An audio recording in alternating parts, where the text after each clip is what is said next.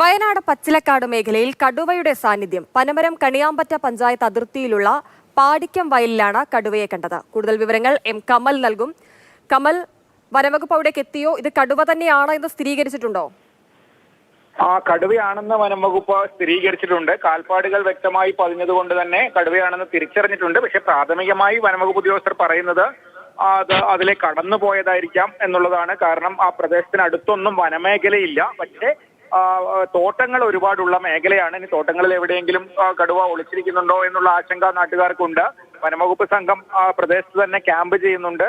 കണിയാമ്പറ്റ പഞ്ചായത്ത് ആളുകൾക്ക് മുന്നറിയിപ്പും നൽകിയിട്ടുണ്ട്. ഈ കടുവയുടെ സാന്നിധ്യമുള്ളതുമായി ബന്ധപ്പെട്ട് ഡ്രോൺ ഉപയോഗിച്ചടക്കം പരിശോധന നടത്താനാണ് തീരുമാനം.